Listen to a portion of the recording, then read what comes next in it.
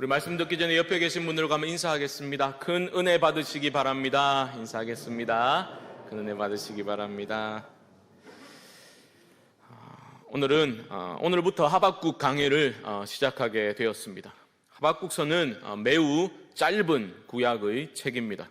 그런데 이 짧은 책 안에 정말 유명한 중요한 말씀이 다 중요하지만 우리에게 잘 알려진 그러한 성경 구절들이 등장하고 있습니다.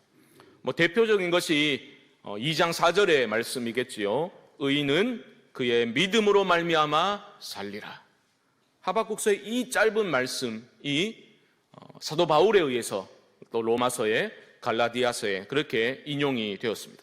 그리고 훗날 그 말씀이 루터에 의해서 재발견되고 해석되면서 그 유명한 그 중요한 종교개혁으로 이어지게 되었죠.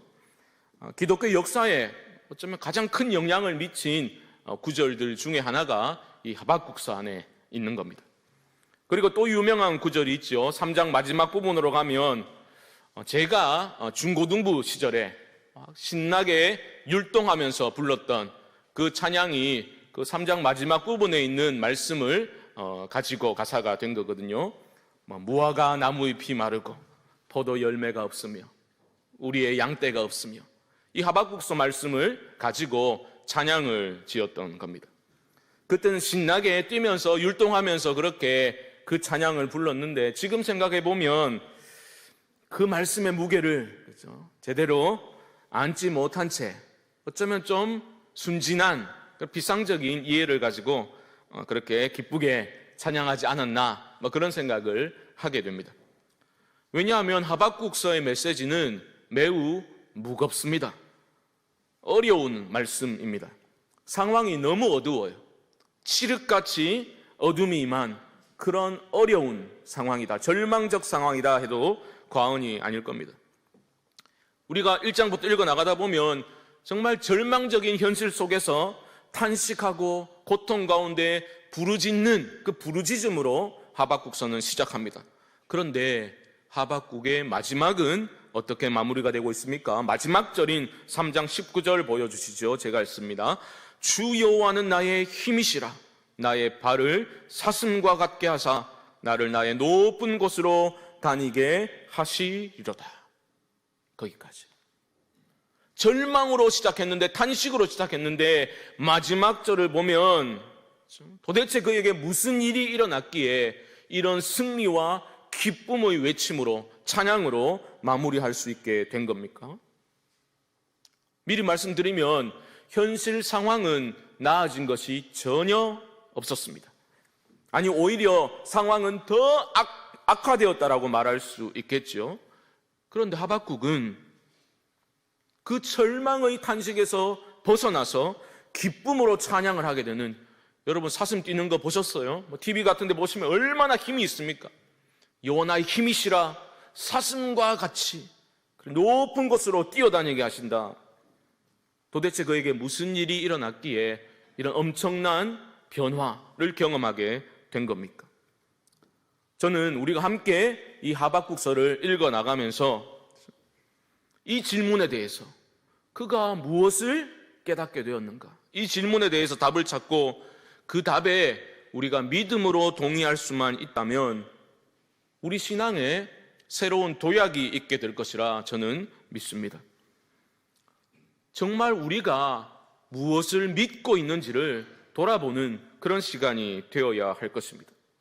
고통스럽겠지만 이 시간을 잘 통과하면 그야말로 우리의 믿는 바가 무엇인지, 신앙의 정수를 우리는 깨닫게 될 것이라 믿습니다. 나는 신앙의 정수는 깨닫지 못해도 좋으니까 그냥 마음 편하게 좀 믿게 내버려 두면 좋겠다, 이런 생각을 가지시면 안 돼요. 신앙은 내 마음 편하자고 편한 대로 믿는 게 아닙니다. 하나님 말씀대로 믿어야 되는 겁니다. 이런 자기중심적인 그런 신앙의 태도도 좀 다 버리고서 우리가 말씀 앞에 바로 설 수 있기를 바랍니다. 여러분 기분 나쁘실 수도 있겠다 싶지만 저를 포함해서 이곳에서 예배드리는 우리들 안에서 과연 몇 명이나 정말로 내 삶에 무화과 나무 잎이 말라버리고 우리의 양떼가 없고 포도 열매가 없을 때 우리 중 몇 명이나 여호와 하나님으로 인하여 기뻐할 수 있을까? 그런 질문을 하게 됩니다. 의문스럽습니다. 우리는 그렇게 생각하기 싫어하잖아요. 우리는 내가 잘 믿으면, 신앙생활 잘하고 교회 봉사 잘하면 하나님이 알아서 무화과나무가 무성하게 해주실 거고, 우리 애는 투뿔 한우가 좀 그득하게 해주시고, 그렇잖아요. 우리 하나님이 당연히 그렇게 해주셔야 한다고 믿고 그런 하나님을 섬기고 있는지도 모르죠. 그게 우리가 생각하기에는 하나님의 은혜요 사랑이다라고 믿는 것입니다. 우리가 믿는 하나님은 그런 분이죠. 내 인생에 나쁜 일이 생기지 않도록 막아주시는 하나님, 아니 나쁜 일이 좀 생기더라도 금방 회복될 수 있도록 도우시는 하나님, 나를 좀이라도 고생시키셨으면 얼마 지나지 않아서 그렇죠, 후하게 갑절로 갚아주시는 그런 하나님, 그런 하나님을 우리는 붙들고 익숙한 하나님으로 매일 보고 있는 것이죠. 하지만 오늘 하박국서를 통해서 우리가 만나게 되는 하나님은 그런 우리에게 너무나 낯선 하나님으로 다가오십니다. 우리가 보기에는 이런 일을 행하셔야 될 것 같은데 마땅히 하셔야 할 일을 하지 않으시는 하나님, 무능한 하나님, 우리의 간구에 귀를 닫고 계시는, 침묵하시는 그런 하나님, 그런 하나님으로 묘사되고 있는 겁니다. 오늘 1장 2절 말씀은 그런 이해할 수 없는 절망적인 상황 속에서 터져나온 선지자의 항변성 질문입니다. 그 따져 묻고 있는 거예요. 2절 말씀 보십시오. 여호와여, 내가 부르짖어도 주께서 듣지 아니하시니 어느 때까지이리까? 내가 강포로 말미암아 외쳐도 주께서 구원하지 아니하시나이다. 하나님, 도대체 이게 뭡니까? 선지자는 따져 묻고 있습니다. 어느 때까지입니까? 라고 부르짖고 있는 것으로 봐서 선지자의 그 기도와 부르짖음이, 그 기간이 짧지 않았다라는 것을 우리는 짐작할 수 있습니다. 그저 짐작이 아닌 것이 3절 말씀 보시면요, 어찌하여 내게 죄악을 보게 하시며 패역을 눈으로 보게 하시나이까? 하나님 왜 이런 악한 일들을 보게 하십니까? 이때 사용된 시제가 미완료형 시제거든요. 이것은 어느 정도 계속 지속되고 있는 상황을 표현할 때 쓰는 시제입니다. 그러니까 지속적으로 기도했음에도 불구하고 선지자가 원하는 일은 전혀 일어나지 않고 계속해서 악한 일들만, 이런 죄악들만 하나님 왜 자꾸 보게 하십니까? 선지자는 따져 묻고 있습니다. 그 안에는 분노가 일어나고 있습니다. 여러분, 오해하시면 안 됩니다. 선지자는 믿음이 없어서 화가 난 게 아니에요. 그는 불신이나 회의가 아니라 혼란과 당혹감에 사로잡혀 있는 겁니다. 믿음이 있습니다. 내가 믿는 하나님, 그가 믿는 하나님이라면 이런 상황을 그냥 내버려 두실 리가 없다고 확신하고 있습니다. 믿음이 있어요. 그런데 이 고난의 상황이 도무지 해석이 안 되는 겁니다. 우리를 어렵게 만드는 것은 그런 거 아닙니까? 고통 자체도 힘들지만 이 고통이 해석이 안 될 때 우리는 당혹해하고 분노하게 되는 겁니다. 믿음이 있는 하박국이 도무지 이해하지 못하는 그러한 절망적 상황에서 이렇게 탄식하고 있는 것인데, 그런 상황은 어떤 상황입니까? 우리 시대적인 배경을 간략히 보아야 할 건데요, 유다 말기입니다. 이스라엘은, 북이스라엘은 이미 망했어요. 유다 말기입니다. 선지자의 눈으로 보니까 온 유다 나라가 전체가 총체적인 위기에 처해 있습니다. 2절 하반절 보시면 이렇게 말하지요. 내가 강포로 말미암아 외쳐도, 강포라는 표현이 보여주는 것처럼 힘 있는 자들이 힘없는 백성들을 마음대로 유린하고 착취하는, 악행을 저지르는 그러한 시절이다라는 것을 볼 수 있습니다. 3절에도 이런 단어들이 등장하고 있지 않습니까? 패역, 겁탈과 강포, 악행이 만연했다라는 뜻입니다. 3절 하반절을 보시면 변론과 분쟁이 일어났나이다. 무슨 말이냐면 어딜 가도 싸우는 거예요. 어딜 가도 싸우는 거예요. 패가 갈려져서 싸우고 진영이 갈라져서 싸우고 서로 삿대질하며 어딜 가도 비난하고 싸우는 그러한 모습이 발견되는 겁니다. 왜 그렇습니까? 4절 말씀 보시죠. 율법이 해이하고 라고 말합니다. 하나님의 말씀을 소중히 여기지 않습니다. 하나님의 뜻에 관심이 없습니다. 완전히 무너져버린 그러한 상태입니다. 결과가 무엇이겠습니까? 4절 하반절 보시면 정의가 굽게 행하여짐이니이다. 법체계도 다 무너졌어요. 힘 있는 자들이 법도 마음대로 주물러서 자기 원하는 대로 해버리는 하나님의 공의가 무너져버린 총체적인 난국에 처해 있습니다. 하박국의 탄식은 정말 깊어질 수밖에 없습니다. 왜냐하면 그는 희망을 품고 있었거든요. 우리도 그렇지 않습니까? 희망을 가지고 쫙 올라가고 있는데 그 희망이 산산이 부서져 버릴 때 우리는 더 깊은 절망의 수렁으로 빠져들어갈 수밖에 없는 거죠. 하박국이 그러했습니다. 무슨 말이냐? 하박국은 하나님이 주신 희망을 품었던 사람이거든요. 유다가 이렇게 되기 바로 전에 하나님은 선한 왕인 요시야를 세워주셨다라는 말입니다. 하박국은 하나님이 세워주신 그 요시야 왕을 통해서 진행된 과감한 종교개혁을 통해서 우리가 살겠구나, 우리가 하나님께로 돌이키면 하나님이 우리에게 회복을 허락하시겠구나, 희망을 품게 되었던 겁니다. 여러분, 요시야 왕은 보통 왕이 아닙니다. 다윗 이후에 가장 선한 왕으로 평가받는 그러한 왕입니다. 열왕기하 23장 23절 말씀 한번 보여주시죠. 제가 읽습니다. 요시야 왕 18째 해에 예루살렘에서 여호와 앞에 이 유월절을 지켰더라. 요시야 왕이 끊어졌던 유월절 절기를 다시 지키게 합니다. 유월절은 어떤 절기입니까?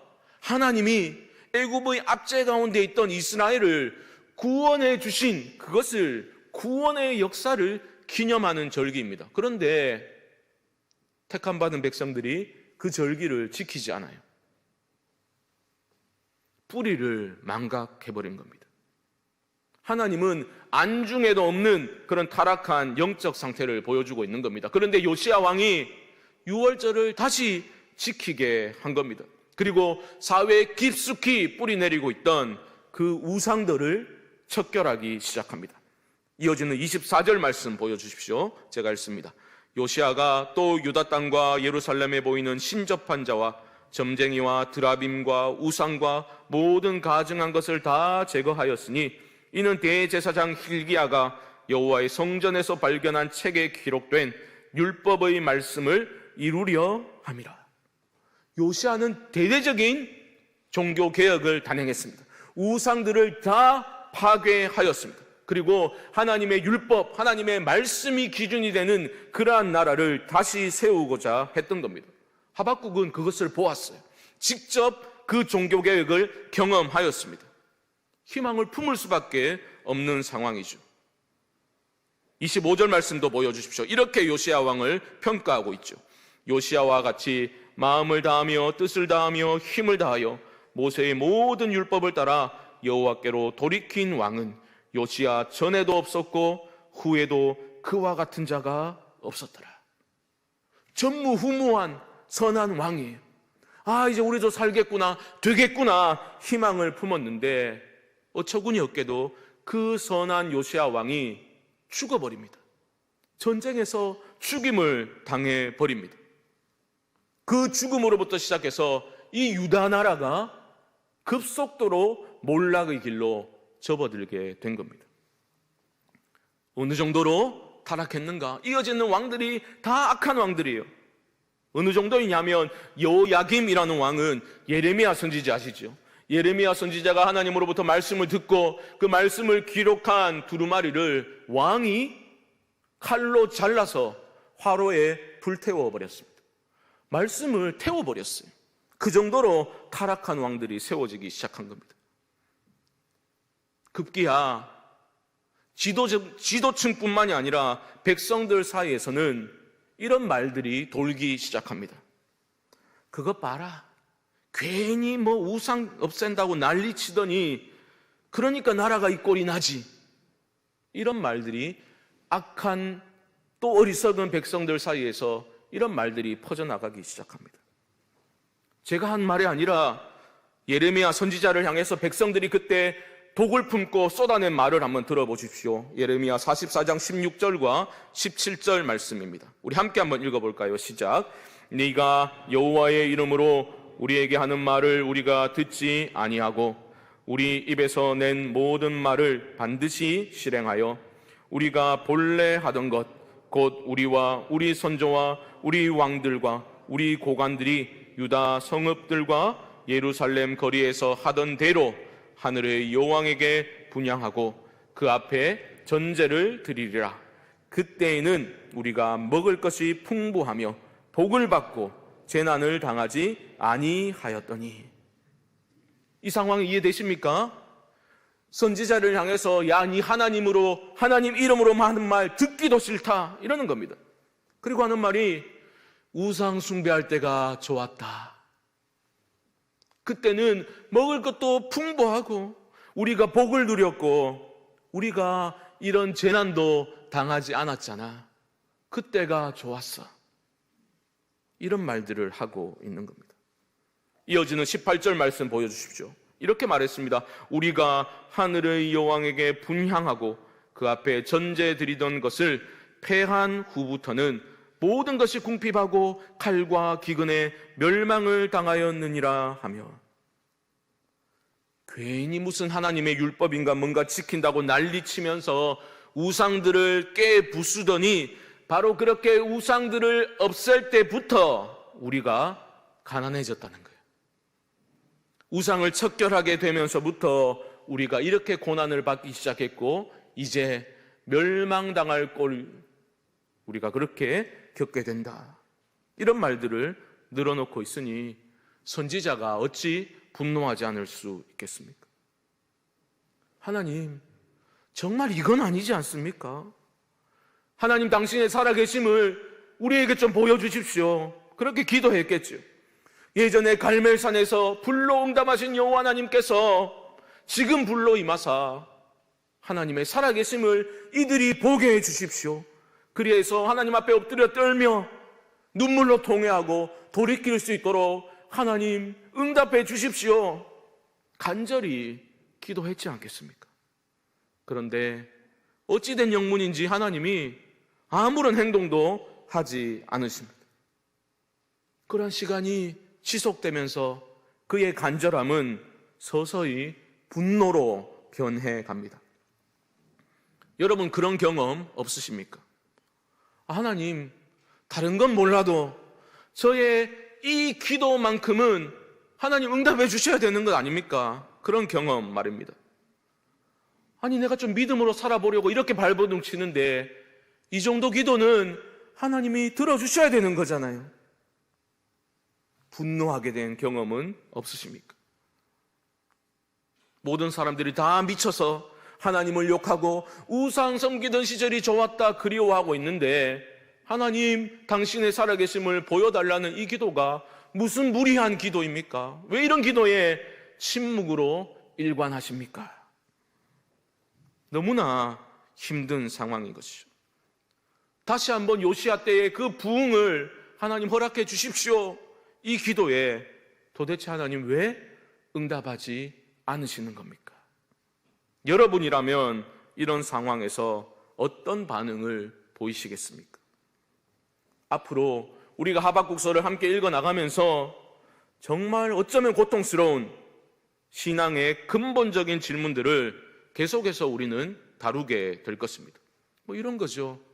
하나님은 선하시다는데 나는 내 삶에서 경험한 하나님으로는 그 선하심을 믿기가 어려운 겁니다. 하나님이 모든 영역에서 다스리고 계시다는데 왜 이런 고통스러운 일이, 이 나쁜 일이 일어나게 된 겁니까? 그것이 개인적으로든 공동체적으로든 왜 이런 나쁜 일을 하나님 막아주지 않고 일어나게 하시는 겁니까?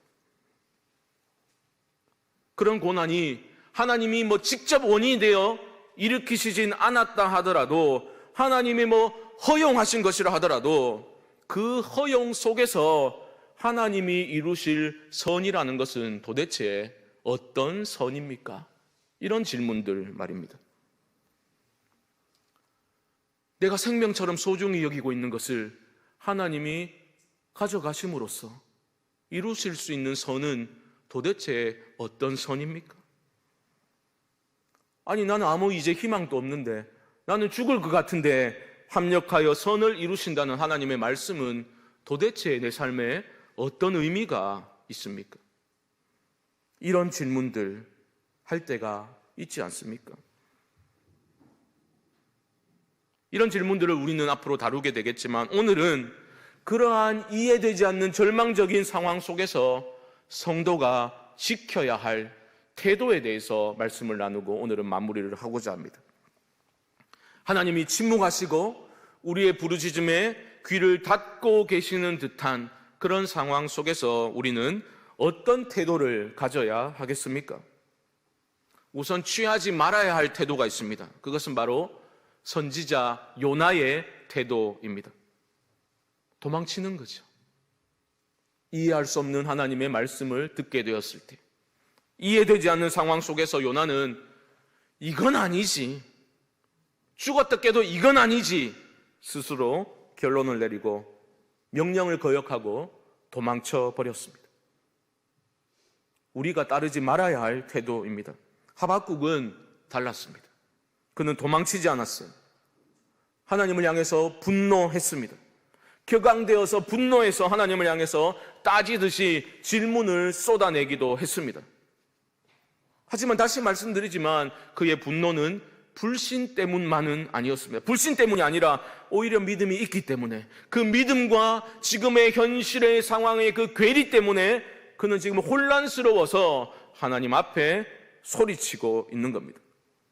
저는 이해되지 않는, 우리의 오랜 기도에 응답하시지 않는 그런 하나님 앞에서, 절망스러운 상황 앞에서 우리가 도망치지 않고 그래도 하나님을 향해 서서 질문을 할 수 있다면 그 모습에서 우리는 희망을 발견할 수 있다고 저는 믿습니다. 하박국이라는 이름의 뜻을 아십니까? 그 이름의 뜻은 안다, 품다 라는 뜻입니다.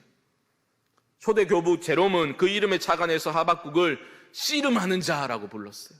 레슬러라고 불렀습니다. 지금 하박국은 이런 절망적인 상황을 끌어안고 하나님 앞에서 씨름하고 있는 겁니다. 저는 우리 모두가 이 태도를 주목해야 한다고 믿습니다. 아니, 어차피 우상 숭배할 때가 좋았다라고 백성들이 떠들고 있는 상황이라면 게임 끝났다 이런 거죠. 세상에 대한 일말의 어떤 기대와 희망은 접어두고 나 하나만이라도 신앙 잘 지키자. 그게 하나님이 원하시는 길일 거야. 기도해도 응답 안 하시잖아. 이제 그만 포기하고 마음 접자. 나 하나 지키자. 하박국은 이렇게 결론 짓지 않았다는 겁니다. 그는 그 처참한 유다의 상황을, 유다 전체를 끌어안고 하나님 앞에 씨름하였습니다. 항변성 질문이라도 하나님을 향해 서서 꼼짝하지 않고 계속해서 그는 질문을 하였습니다. 따지듯이 질문하고 때로는 통곡하며 그 시대의 아픔을 끌어안고 공동체의 비참한 현실을 끌어안고 그는 부르짖어 기도하였던 것입니다. 저는 이런 하박국의 태도가 우리 교회 안에 회복될 때에 우리도 참된 소망을 발견할 수 있게 될 것이라 믿습니다. 이해되지 않는 상황 속에서, 고통스러운 현실 속에서 아이고 내가 낙심하는 모습 보이면 또 믿음 없다 할까봐 겁나가지고 아무렇지도 않은 것처럼 나는 괜찮다, 나는 믿음 좋다, 그런 위선적인 태도로 일관한다면 전혀 문제는 해결되지 않습니다. 오히려 분노하셔야 돼요. 분노하되 하나님을 향해 서서 부르짖으셔야 합니다. 하나님 앞에서 씨름하셔야 된다고요. 우리는 하박국의 이런 태도를 불경하다라고 함부로 비난해서는 안 될 겁니다. 사람들 찾아다니면서 마음을 토해놓고 억울함을 토로하는 것이 아니라 하나님 앞에 우리가 문제를 들고 가서 하나님 앞에서 씨름해야 하는 겁니다. 여러분, 지금 하박국은 자기 개인의 안녕과 안위를 위해서 씨름하고 있는 게 아니지 않습니까? 그 유다 공동체의 절망적인 현실을 끌어안고 하나님 앞에서 그는 씨름하고 있습니다. 저는 우리 성광교회 안에서도 이런 하박국과 같은 사람들이 많이 일어나야 우리 안에 소망이 있다고 믿습니다.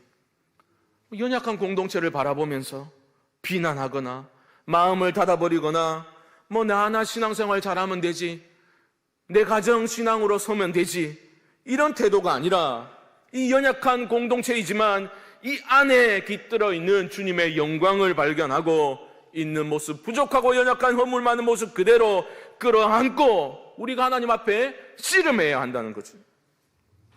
당장 응답되지 않는 그런 침묵하시는 듯한 그런 하나님으로 다가오신다 하더라도 포기하지 말고 하나님을 향해 서서 버티며 씨름을 해야 되는 겁니다. 다음 세대를 끌어안고 기도해야 되는 거예요. 그들이 믿음 없는, 하나님 모르는 다른 세대 되지 아니하고 믿음을 지키며 살기가 너무나 힘든 이 세속사회의 물결을 거슬러 올라가며 믿음으로 설 수 있도록 그들을 끌어안고 하나님 앞에서 씨름하는 교사들이 일어나게 될 때에 소망의 불씨가 살아나고 희망의 꽃들이 피어나는 그날을 우리는 목도하게 될 줄 믿습니다. 이런 소망과 기대를 가지고 믿음으로 이 한 주간도 나의 가정을 품고 나의 순원들과 나의 순과 나의 구역을 품고 우리 교회를 품고 이 도시와 나라와 민족을 품고 하나님을 향해 서시는 모든 성광의 성도님들 되시기를 주님의 이름으로 간절히 축원드립니다.